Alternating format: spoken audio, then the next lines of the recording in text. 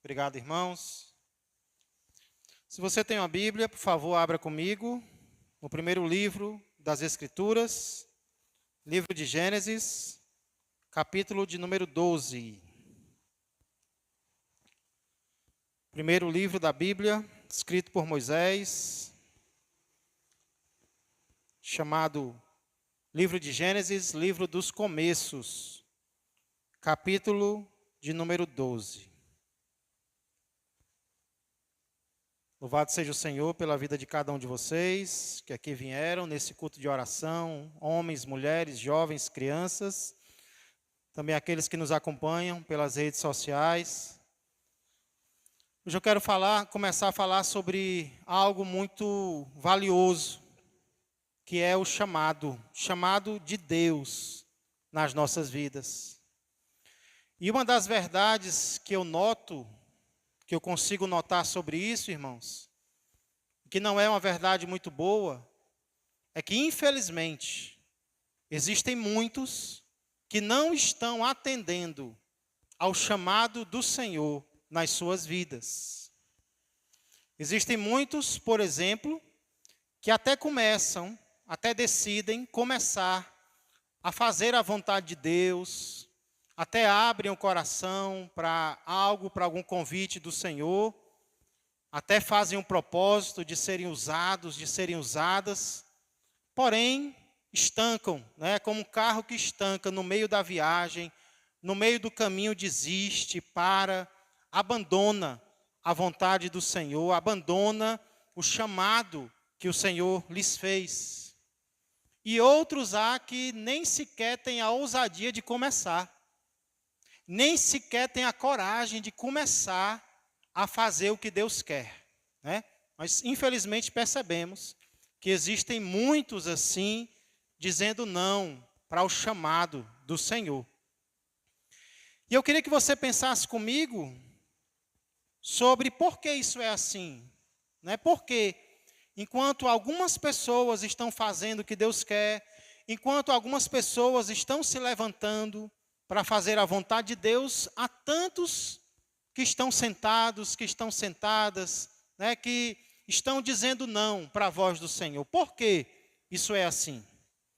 Eu estava pensando sobre isso e eu creio que um dos motivos, não o único, mas um dos motivos para isso, para tantas pessoas virarem as costas para o chamado de Deus, são as propagandas que muitas vezes circulam por aí sobre aqueles a quem Deus chama.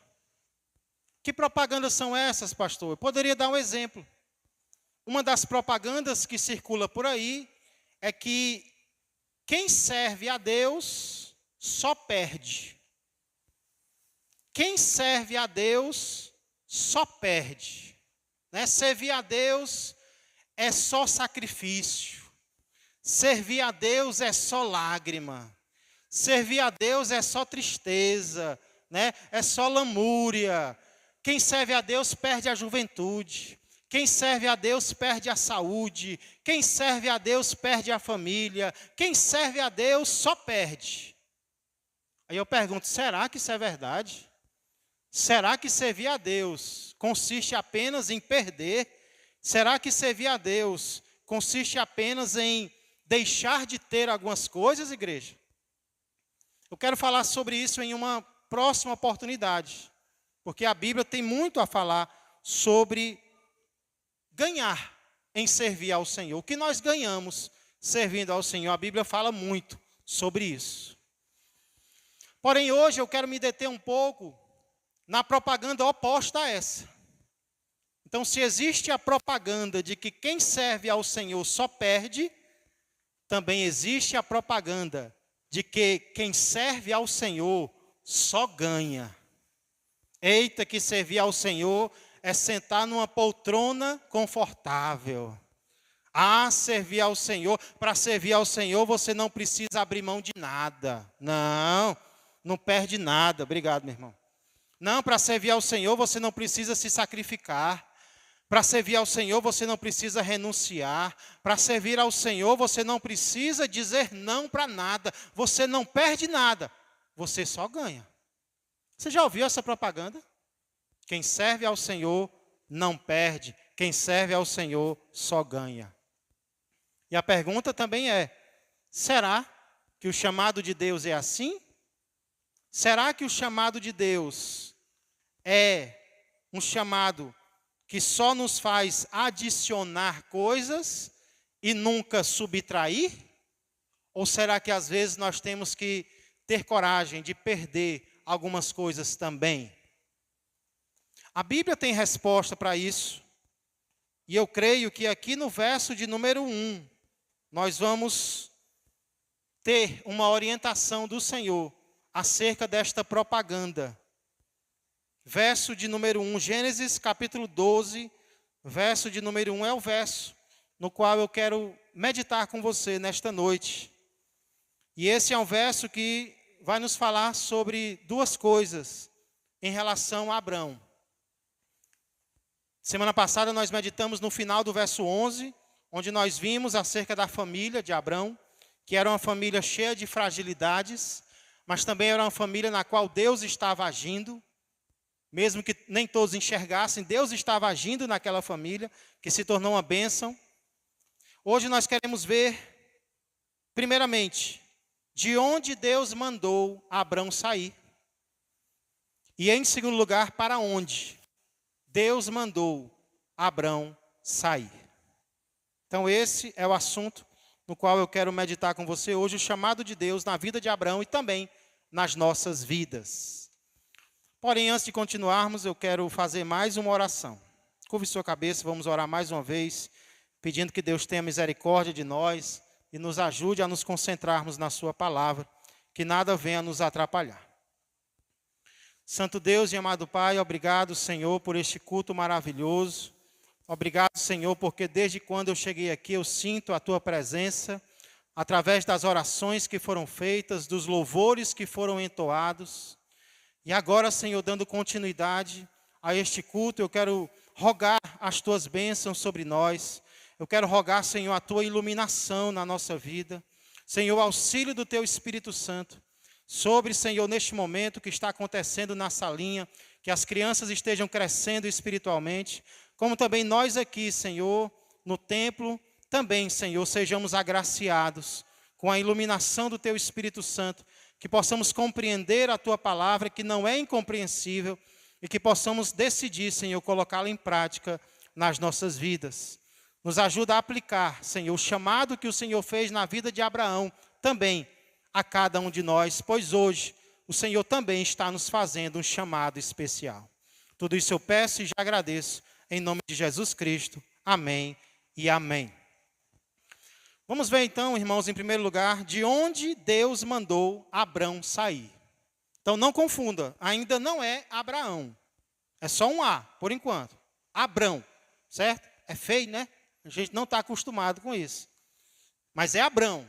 Então, de onde Deus mandou Abrão sair? Início do verso 1. Leia comigo. Gênesis 12, 1, primeira parte diz: Ora, disse o Senhor a Abrão: sai da tua terra, da tua parentela e da casa de teu pai. Irmãos, aqui nós temos o que é considerado por muitos como o início da segunda divisão principal de Gênesis. O livro de Gênesis é o primeiro livro da Bíblia, e ele normalmente tem 50 capítulos, e ele normalmente é dividido pelos estudiosos em duas partes. E essas duas partes são chamadas de a história primitiva, dos capítulos 1 a 11. Por que história primitiva, pastor? Porque é a história dos começos. Os capítulos 1 a 11 de Gênesis vão mostrar os começos. Começo do universo, começo da raça humana, começo do casamento, começo do pecado, começo dos idiomas, começo dos continentes, das nações, e por aí vai. Então, os capítulos 1 a 11, formam a primeira parte de Gênesis, chamada de história primitiva, ou história dos começos. Já aqui no capítulo 12, até o capítulo 50, nós temos a segunda parte de Gênesis. Se a primeira é chamada de história primitiva, a segunda parte, capítulos 12 a 50, é chamada de história, quem adivinha? História patriarcal. Pastor, por que história patriarcal? O nome já diz tudo. Vai contar a história dos patriarcas, os primeiros pais, aqueles que receberam o chamado de Deus, iniciaram a nação de Israel. Abraão, Isaque, Jacó e os seus filhos. Esses são os três patriarcas, Abraão, Isaque e Jacó, e os filhos deles. Então, a partir do capítulo 12 até o capítulo 50, é a história dos patriarcas. E o que é interessante, irmãos, é que cada uma dessas duas histórias, a história primitiva, 1 a 11, e a história patriarcal, 12 a 50, começam com Deus falando. Lembra como é que começa o livro de Gênesis? Capítulo 1.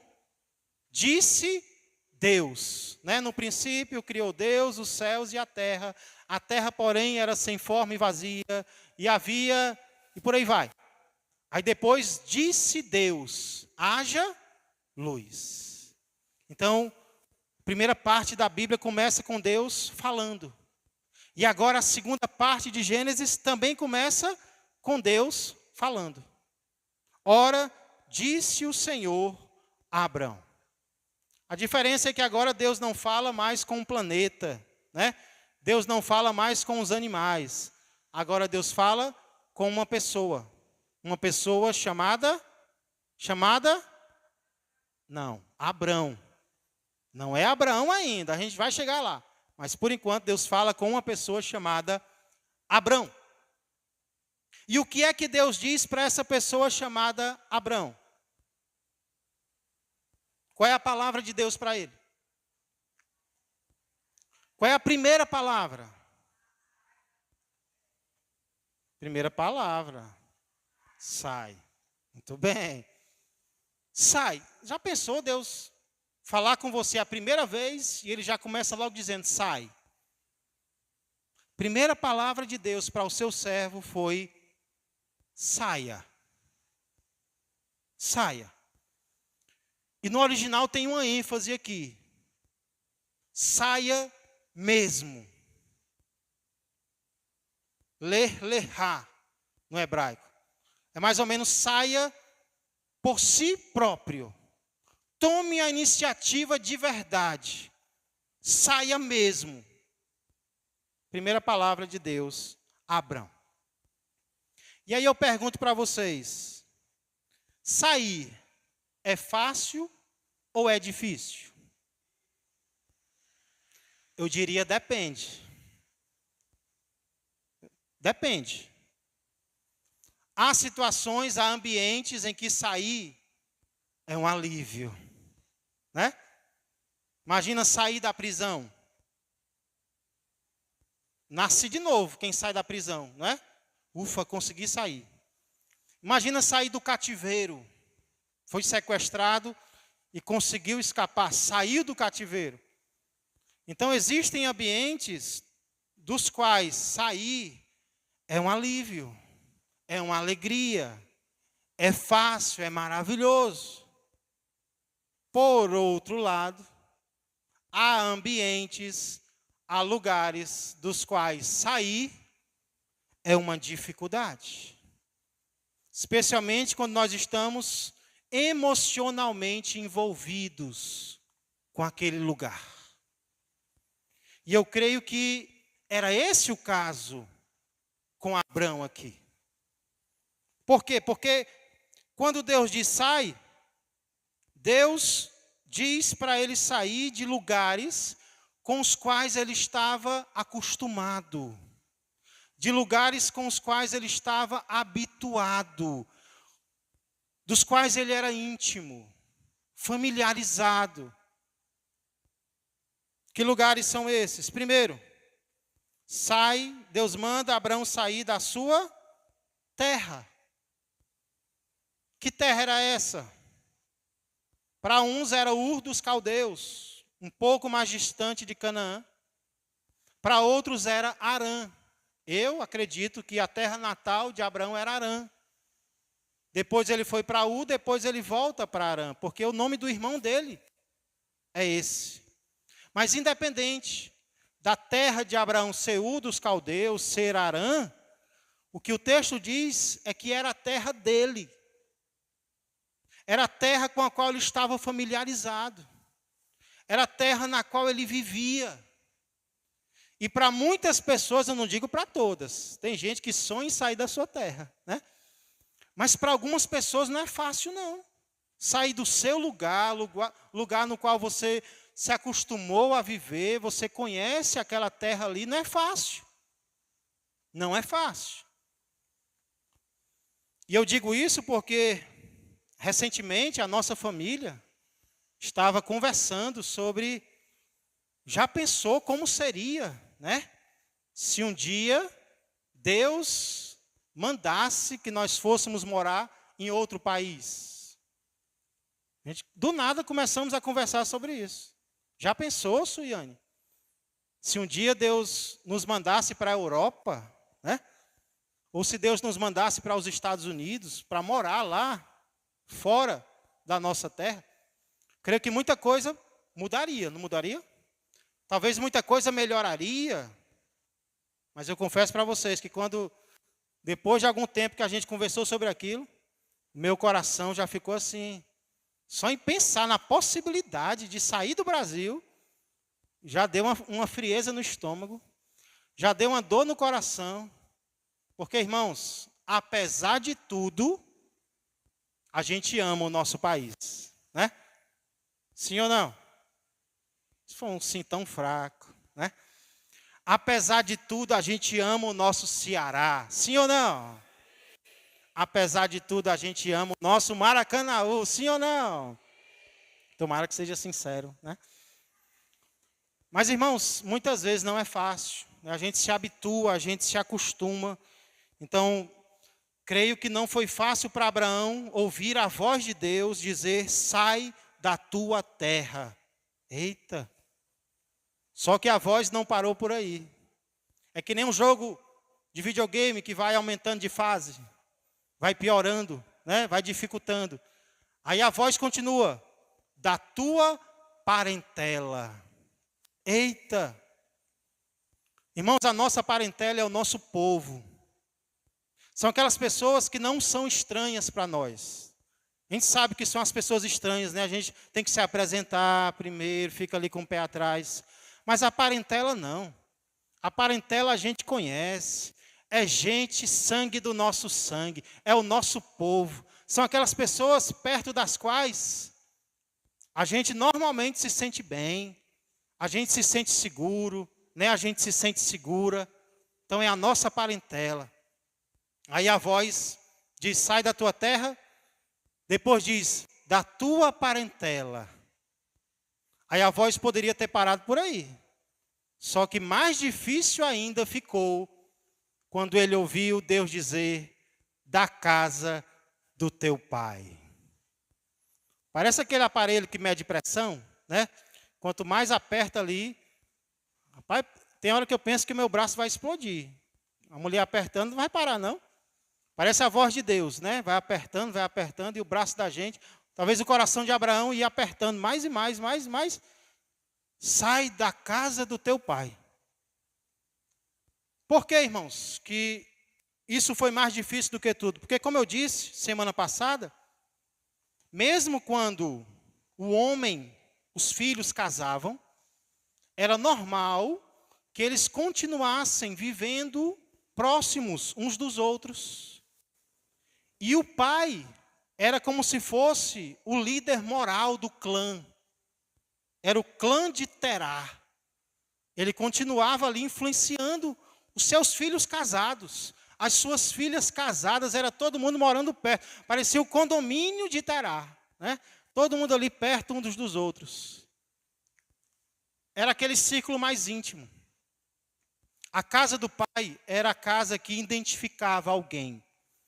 Tanto é que na Bíblia, quando alguém era apresentado, não era só o nome dele, era de quem ele era filho. porque aquilo identificava, era aquele círculo mais íntimo. E aí Deus ordena para Abraão sair da casa do seu pai. Hoje o sonho de muitos jovens era o pesadelo no Oriente. Hoje os jovens sonham em sair da casa dos pais. Se iludem, né? Achando que vai ser fácil. Vai ter vontade de voltar tantas vezes, né? Mas naquela época não era um pesadelo. Era um pesadelo. Sair de perto do pai, da mãe, era algo difícil. Porém, Deus ordena isso. E eu não sei se vocês vão concordar comigo, mas isso faz dessa ordem de Deus, de sair da casa do seu pai, uma ordem no mínimo estranha. Por que estranha? Porque quando nós lemos a Bíblia, nós vemos que o Deus da Bíblia está sempre nos ensinando a fazer o que com a nossa família? Desprezar? Maltratar? Não. O Deus da Bíblia está sempre nos ensinando a amar a nossa família, a cuidar da nossa família, é ou não é? Inclusive o apóstolo Paulo, lá em 1 Timóteo 5 e 8, ele vai dizer palavras duras para quem não cuida dos seus. Ele vai dizer, se alguém não tem cuidado dos seus, e especialmente dos da sua própria casa, tem negado a fé, e é pior do que o descrente. Eita, Paulo, peraí, né? Cuidar ali no sentido, sabe qual? Financeiro, no sentido material. 1 Coríntios 5 fala sobre o cuidado com as viúvas. Gilson até orou por elas. E tinha viúva que, naquele tempo, não tinha INSS, não tinha aposentadoria. Quem cuidava das viúvas era a igreja. Só que Paulo diz, espera aí, a igreja não vai cuidar de nenhuma viúva que tenha parentes que possam cuidar dela.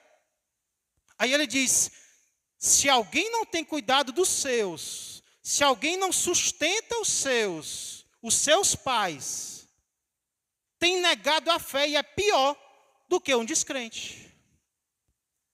E é só o que tem. É só o que tem filho, que é criado pelos seus pais, que é sustentado pelos seus pais, que é educado pelos seus pais. E quando envelhece, os filhos se dão bem, né? Os filhos têm uma profissão, ganham dinheiro e não cuidam do pai, não cuidam da mãe. E não são crentes não, viu? Pelo menos não estão agindo como tal, segundo o apóstolo Paulo. Então cuidado. Cuidado, filho, cuidado, filha. Se você ainda não envelheceu, se você não morrer, você vai envelhecer. Então, vamos planejar ajudar os nossos pais na velhice deles. Ah, Senhor, se tem um motivo porque eu queria ficar rico, era para comprar livro, e segundo, para ajudar os meus pais.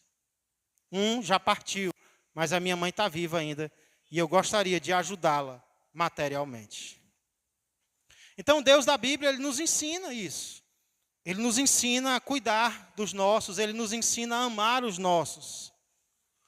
Porém, o Deus da Bíblia também nos ensina que nada, nem ninguém, pode estar acima dele nas nossas vidas. Nem a nossa família, nem os nossos pais, nem os nossos filhos, nem marido, nem esposa pode estar acima de Deus nas nossas vidas. E é isso que Deus testa em Abraão. Sai da casa do teu pai. Eu tenho um plano específico para você e eu estou dando uma ordem específica para você. Uma das orientações, por exemplo, que Deus dá, se encontra lá em Mateus 10 e 37. Se você quiser, abra comigo lá. Olha o exemplo de advertência que o próprio Senhor Jesus Cristo nos faz. Em Mateus 10, a partir do 34. Esse é o mesmo Deus que nos manda amar e cuidar dos nossos. ele também diz assim, ó, Mateus 10:34. Não penseis que vim trazer paz à terra. Não vim trazer paz, mas espada. Pois vim causar divisão entre o homem e seu pai, entre a filha e sua mãe, e entre a nora e sua sogra. Assim os inimigos do homem serão os da sua própria casa. Que está falando quando um quer seguir a Jesus e o outro não quer. Haverá inimizade dentro da própria casa. Aí no 37 ele diz assim, ó: quem ama seu pai ou sua mãe mais do que a mim, não é digno de mim. Quem ama seu filho ou sua filha mais do que a mim, não é digno de mim. E quem não toma a sua cruz e vem após mim, não é digno de mim. Quem acha a sua vida, perdê-la-á. Quem, todavia, perde a vida por minha causa, achá-la-á.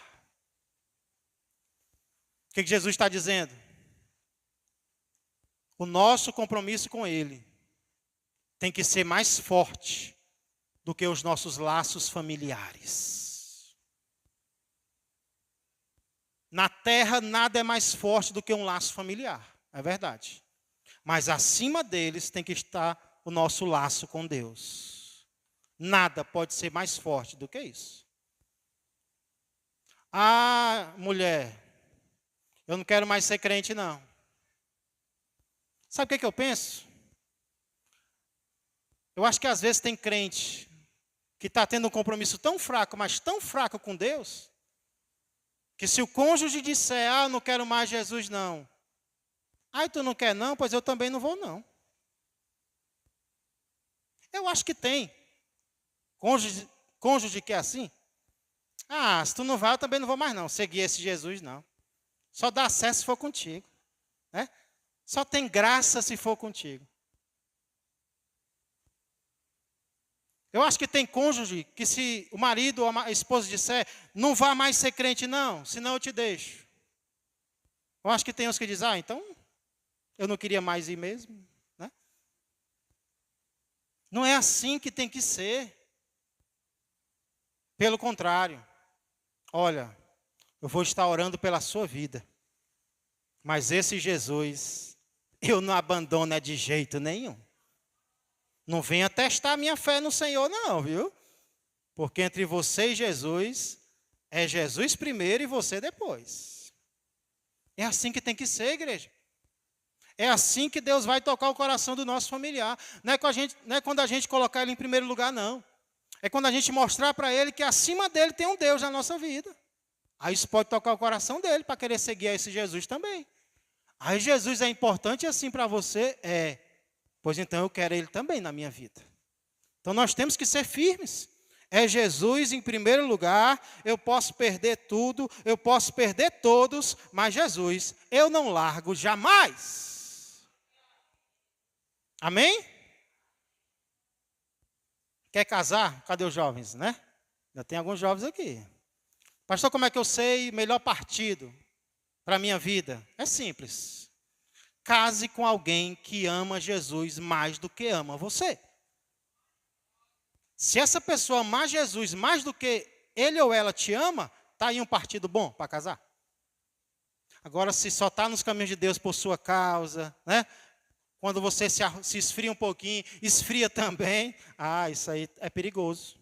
É muito perigoso. Cuidado, ore bastante ao Senhor. Amém? Então, voltando lá para Gênesis capítulo 12, verso de número 1.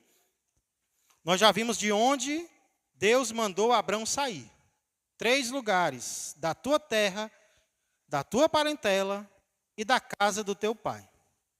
Falta ver agora só para onde Deus mandou Abrão sair. Vamos ler o verso inteiro? Vai demorar nem 10 segundos. Gênesis 12, 1. Ora, disse o Senhor a Abrão: sai da tua terra, da tua parentela e da casa de teu pai, e vai para a terra que te mostrarei. Para onde Deus mandou Abrão sair? Hã? Vocês têm vergonha, é? Deus mandou Abraão sair para onde, igreja? Para a terra. Para a terra que ele ainda mostraria. Eita Deus. Irmãos, na primeira parte do versículo, Deus foi bem claro.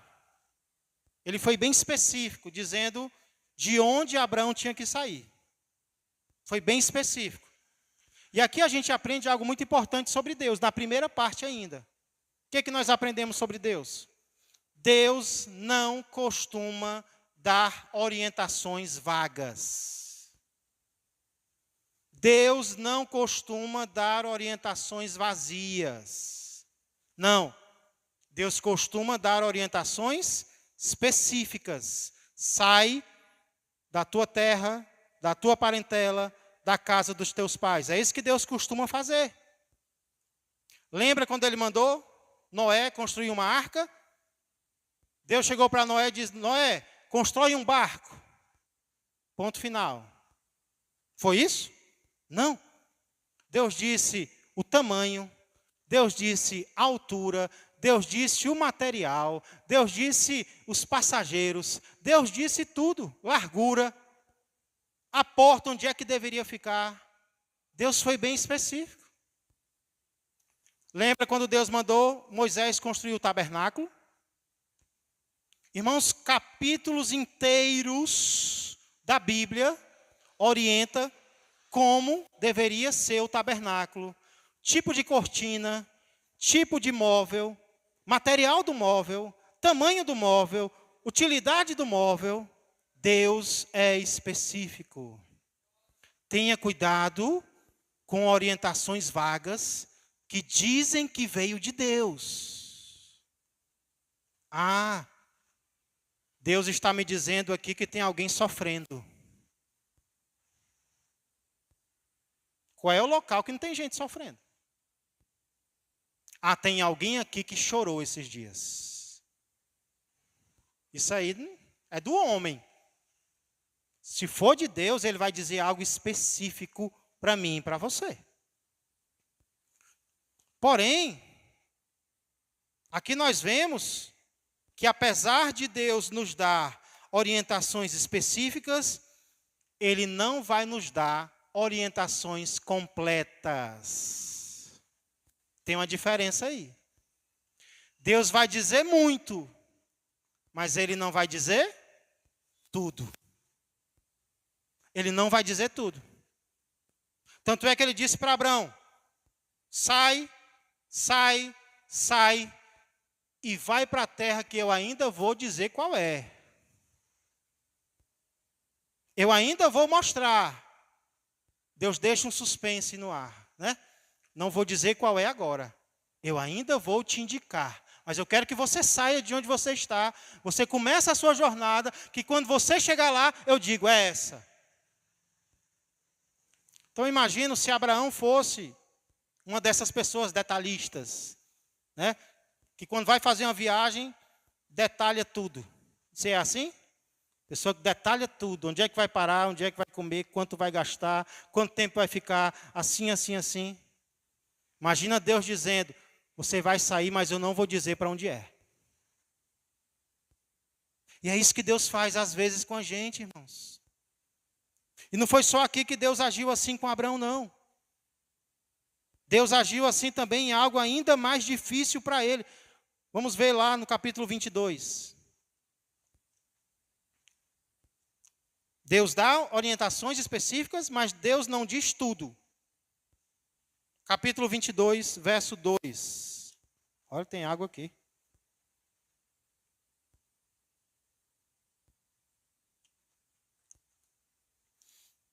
A ordem que ele deu no capítulo 12 foi difícil. Mas essa do 22 foi ainda mais.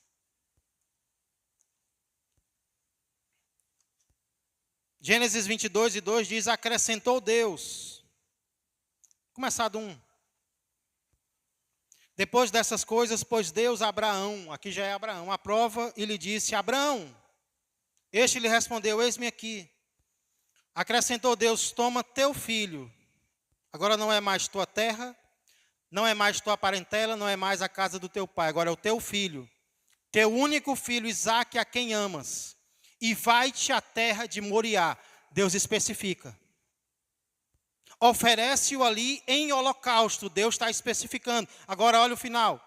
Sobre um dos montes que eu te mostrarei. Deus detalha, detalha, detalha e não fala mais. Sabe o que é isso, irmãos? Deus não queria que Abraão confiasse ou entregasse a Deus apenas o seu passado. Deus queria que Abraão entregasse a Deus também o seu futuro. Havia coisas que ele não sabia e não precisava saber, porque Deus estava no controle de tudo. Deus não vai nos contar tudo, porque Ele quer que nós confiemos nele em relação ao nosso futuro. E por que Deus faz isso, pastor? Por que Deus não conta logo tudo? Eu acho que um dos motivos é para a gente não morrer. É para Ele não nos matar. Porque imagina só. Você se converte. Aí quando você se converte, você recebe, ainda com cheiro de tinta, um script com tudo que vai acontecer na sua vida daqui para frente. De bom e de ruim. Eu acho que a gente caía duro para trás. Ou de alegria, ou de tristeza, ou dos dois. De alegria e de tristeza. Deus sabe que se a gente souber tudo que vai acontecer com a gente morre. Aí Ele vai contando aos poucos. Quando a gente se prepara, Ele conta. A gente está preparado, aí Ele conta. Coisas maravilhosas, mas também provas que a gente vai ter que enfrentar. Sem falar que, ao não nos dar todas as informações que a gente precisa de uma vez, Deus está nos ajudando a depender dEle todos os dias. Porque Deus não me diz tudo, eu preciso estar em comunhão com Ele todos os dias. Eu preciso estar falando com Ele todos os dias. Eu preciso da orientação dEle todos os dias da minha vida. É como um motorista de aplicativo cujo celular descarrega. Recebe o passageiro, e aí o celular descarregou, ele não sabe para onde ir. O que ele vai ter que fazer? Vai ter que ouvir o passageiro. Dobra aqui. Agora segue reto. Não, peraí, essa aí não. Agora dobra à esquerda. E assim ele chega no seu destino. Assim é um crente. Deus não nos dá o roteiro completo, porque todo dia Ele tem algo para nos dizer. Todo dia a gente precisa ouvir a voz do Espírito Santo na nossa vida. Porque se a gente soubesse o roteiro completo, talvez a gente fosse achar que nem de Deus mais a gente precisava. Não, já sei, é por aqui, é por ali. Não, é só o de hoje. É o pão de cada dia. Me procura todo dia. Tem comunhão comigo todo dia. Escuta a minha voz todo dia. Porque todo dia eu quero dizer algo novo para você. É por isso que Deus não conta tudo. É para a gente continuar dependendo dEle todos os dias da nossa vida.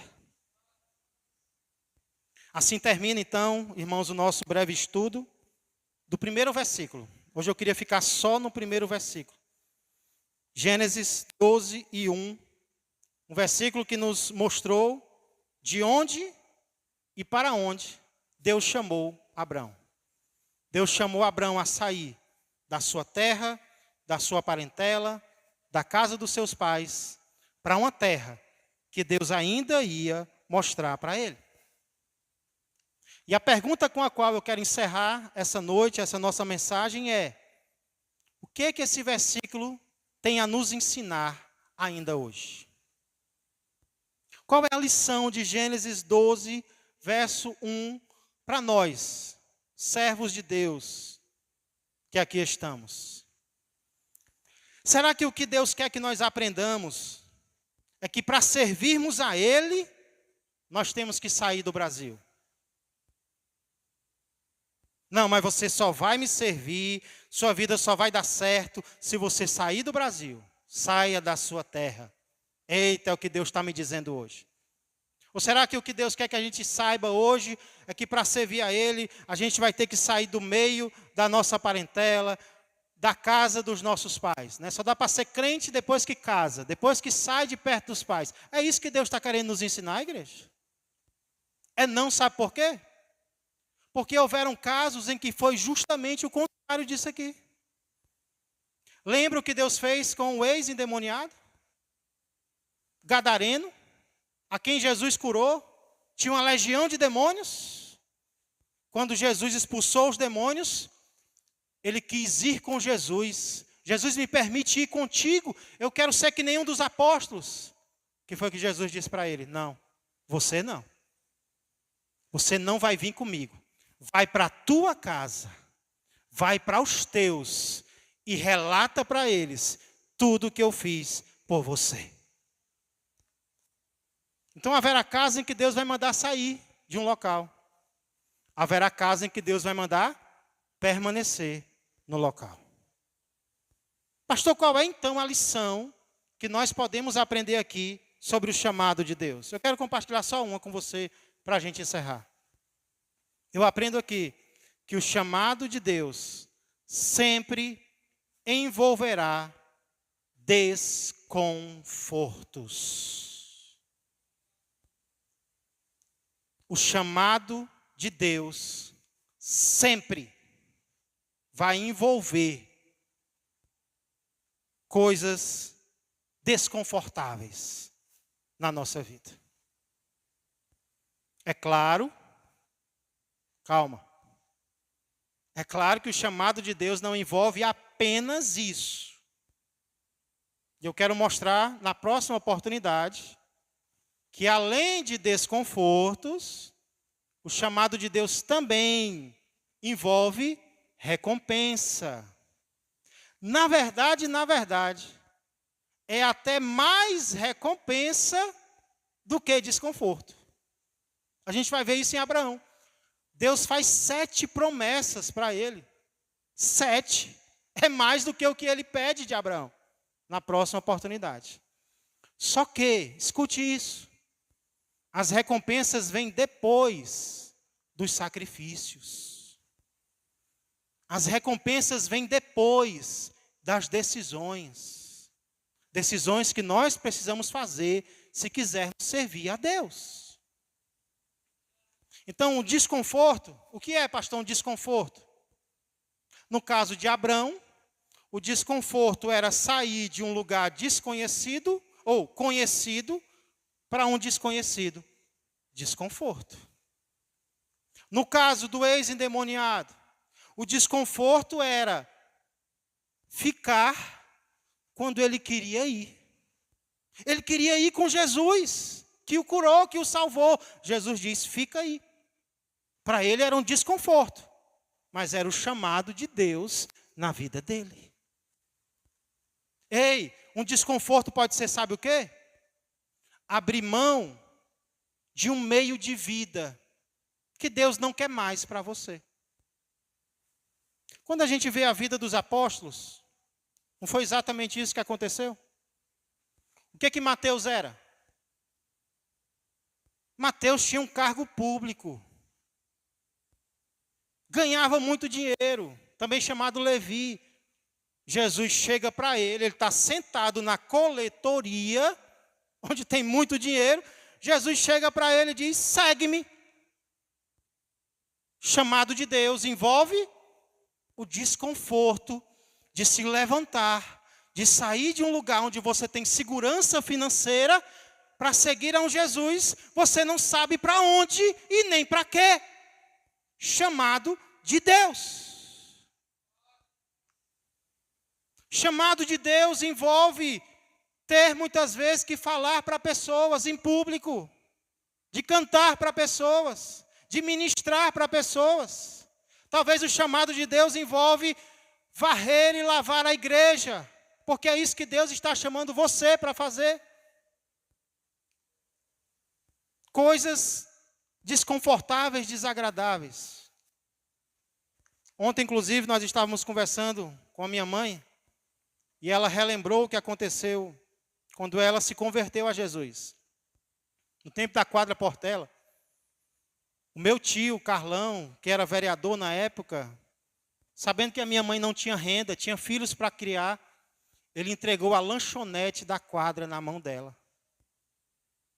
E eu era o tesoureiro.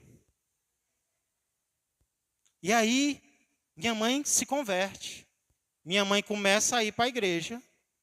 E o Espírito Santo começa a incomodar. Até que em um domingo à noite, meu irmão Alain, mais velho, chega com outro parente nosso e diz: mãe, levaram tudo da lanchonete. Roubaram tudo. E aí minha mãe entendeu. Eu sei o que é. É o chamado de Deus na minha vida. É Deus dizendo: eu não quero mais isso para você. Porque era vendido cigarro, era vendido bebida, era no meio de uma festa e não dava certo. Minha mãe terminava o culto e ia lá para a lanchonete ver como é que estava. E ela sentiu que não era a vontade de Deus para a vida dela mais. Que ela disse: eu não quero mais. E o pior de tudo foi procurar o meu tio e explicar para ele que porque agora ela era crente, ela não podia mais ganhar dinheiro com aquele meio de vida. E ela disse que foi o mais difícil, porque ele amava muito ela, queria muito que ela se desse bem, que ela criasse os filhos, mas ela entendeu que não era a vontade do Senhor. Às vezes um desconforto é uma amizade que precisa ser abandonada. Às vezes é uma característica sua, você é conhecido por isso. Você é conhecido por valentão. Você é conhecida por não levar desaforo para casa. E Deus diz: acaba com isso. Eu não quero mais que você seja conhecido assim, conhecida dessa forma. Isso não te pertence mais. Então, o chamado de Deus, irmãos, precisamos entender.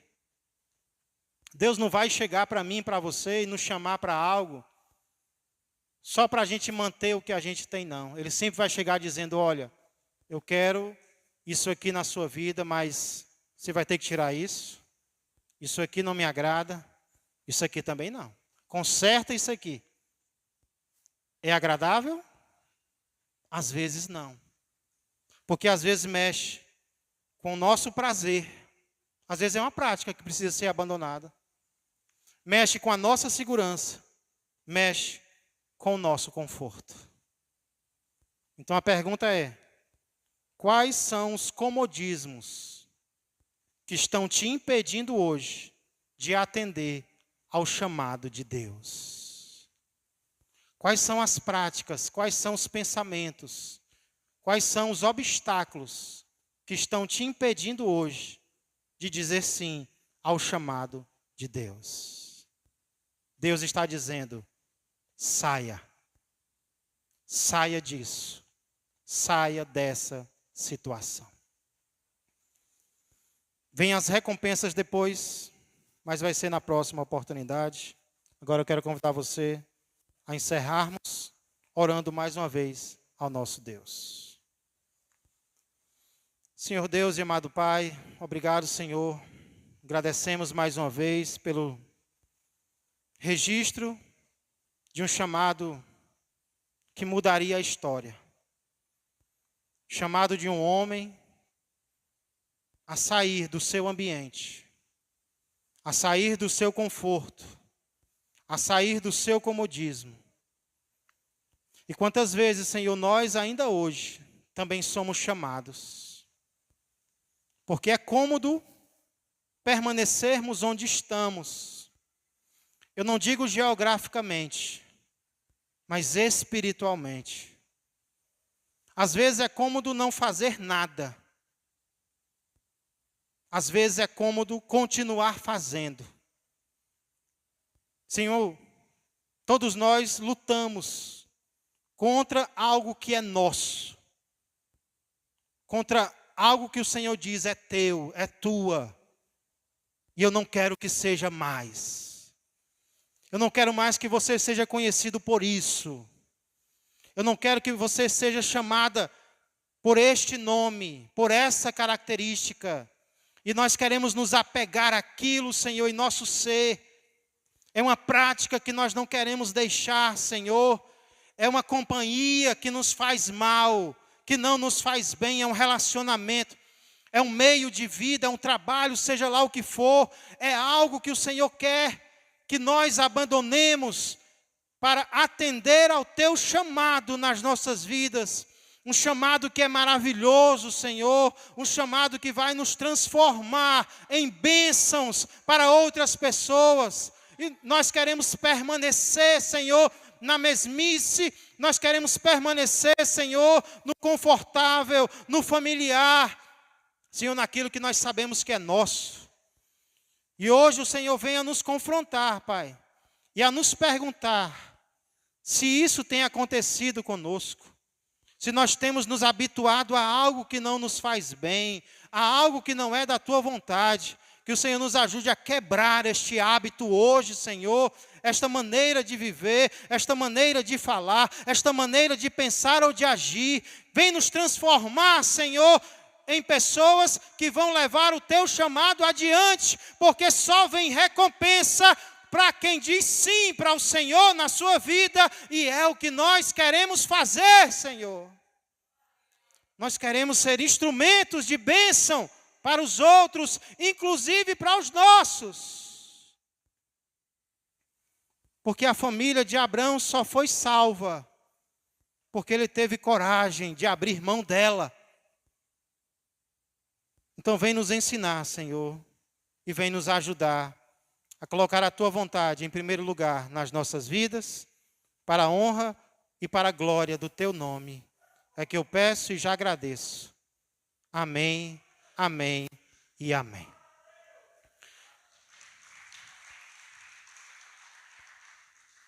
Eu já quero encerrar este culto de oração, agradecendo ao Senhor por tudo e desejando também que a graça do Senhor Jesus, que o amor do Pai e que a comunhão do Espírito Santo permaneçam e cresçam mais e mais na vida e na família de todos vós.